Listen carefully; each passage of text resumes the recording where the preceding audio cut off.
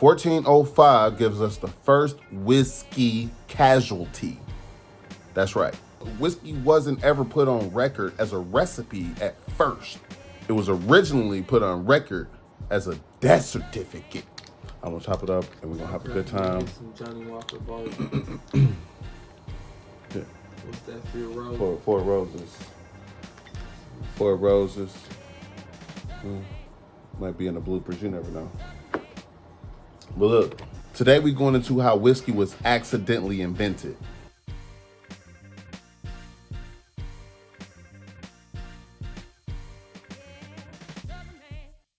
Whiskey was accidentally created by monks, Irish monks, Scottish monks. They was in a what do you call that? They went in the cult, a monastery. They was in a monastery. It's an argument right now about who really is the first ones to create whiskey. It's a lot of argument in the world about either Scottish or Irish creating whiskey. But this story right here is how whiskey was created, who made it, how it came from monastery to global obsession. We're talking about rebels, monks, presidents, bad decisions, barrels that accidentally changed the flavor of the drinks. We're gonna ask some questions to see what y'all know along the way. Little trivia questions, little pop quizzes to see kind of what your knowledge is. And we're gonna dive into the knowledge of how whiskey was created. So back in like the 1200 AD, these monks, Irish and Scottish monks, was literally looking for different ways to make medicine. You know, everybody know that they was always in their medicine and always in their chemicals brewing up something that can heal you, make you feel better, right? So what happened was some Middle Eastern alchemists came around like Ireland, Scotland. You know, they did a lot of trade. They bounced around a lot back then in those countries. So this Middle Eastern alchemists, they came through, they sold perfumes and medicines and stuff like that, but they distilled them. They made them differently. You know what I mean? They used to use like grapes and stuff like that, distilled them and made like perfumes and stuff out of them. And the monks was like, that's a great idea. So they used grains instead of they used grains like barley and stuff like that instead of grapes. And the result of it came up with something that's called Ishkabaha. That's what they used to call it, which is basically a different term for water of life.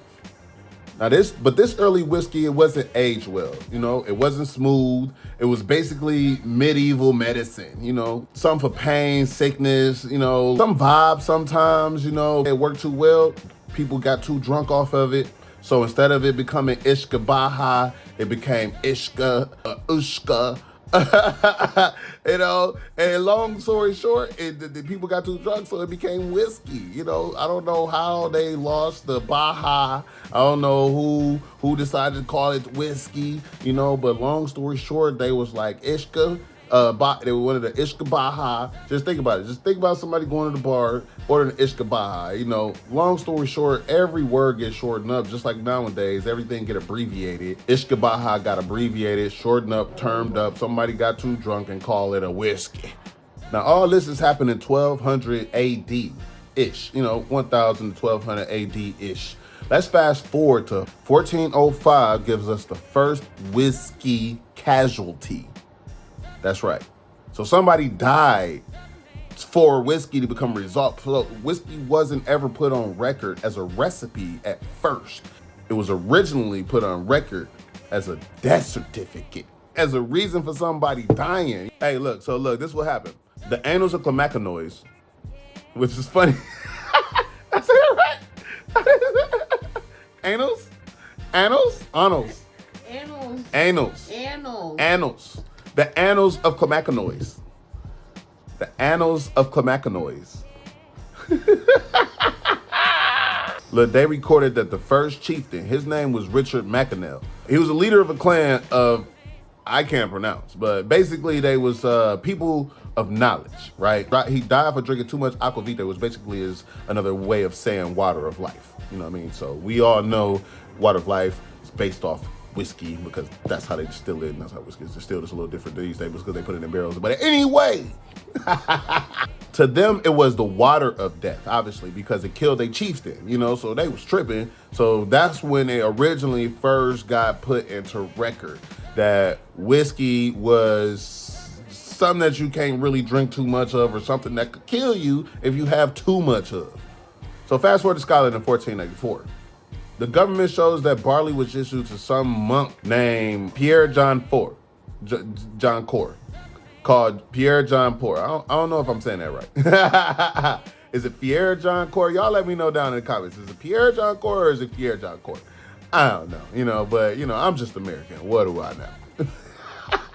Anyway, but the government, basically a receipt that he bought a bunch of barley so he can make aquavite, which we obviously know is the water of life. So this is considered to be the birth certificate of Scottish whiskey. They both be fighting on who decided that they invented whiskey first. Ireland, Scotland. You let me know who's the winner. I just gave you the facts. You can look it up yourself. You let me know. The government first interaction with whiskey was funding it. And that's what makes it even more crazy. Now let's fast forward to 1608. This when King James I grants the world's first official whiskey license to become Old Bushmills Distillery in Ireland. King James basically gave people a license to do what they was already doing. Because they wanted to put a stamp on it. You know what I mean? The government realized, because back then they used to use whiskey. Whiskey was so powerful back then, they used to use it as a currency.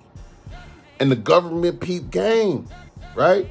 So King James put a stamp on it, was like, hold on, let me give people a license to do it. That way they get money. This is like, see, this is a whole nother topic, but this is the way government started becoming, like into everybody's business, and how taxes started becoming a thing. You know what I'm saying? So he made it a way where if you want to sell any type of whiskey or alcohol or distill alcohol, you have to have a license to do so.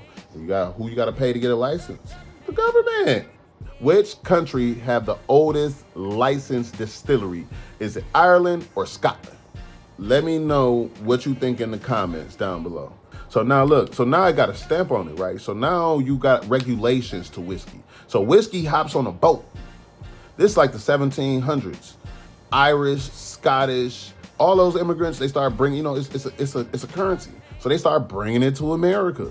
But the barley struggles, right? Because they have trouble transporting it, all this other good stuff, So corn thrives in America, as we all know, So Americans is like, look, we'll make the same thing you making out of corn, though.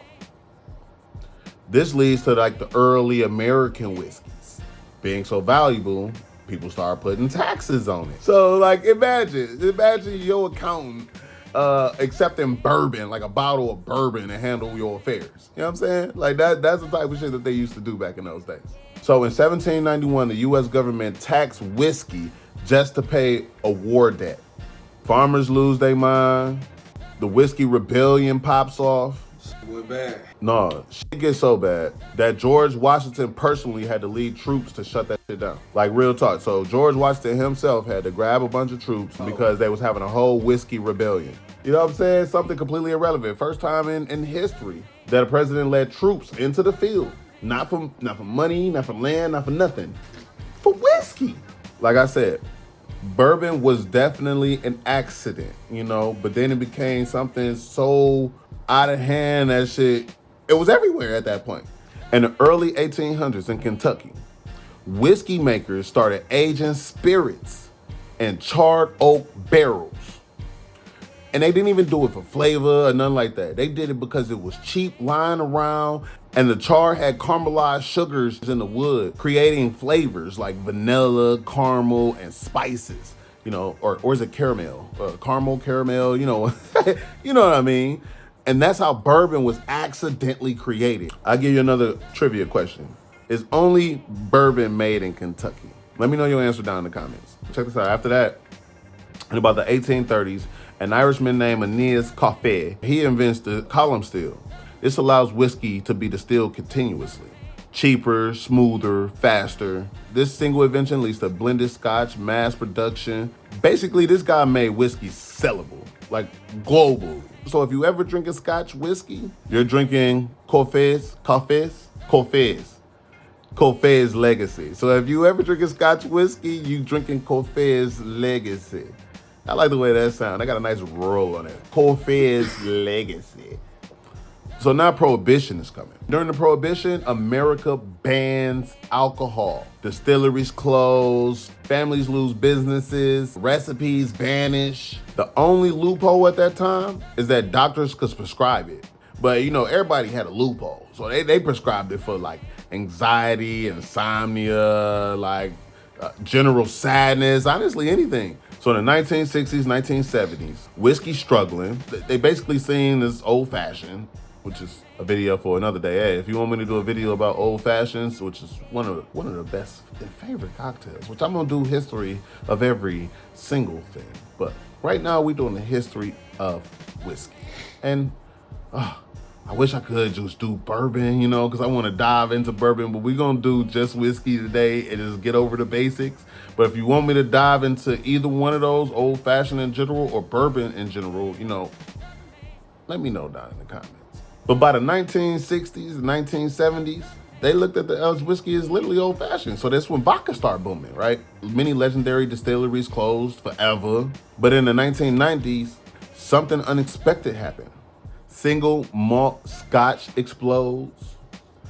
Bourbon gets rediscovered.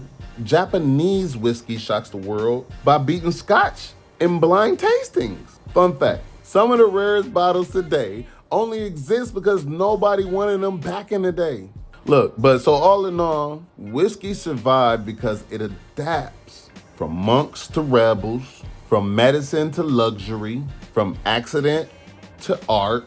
It's history. You can taste it.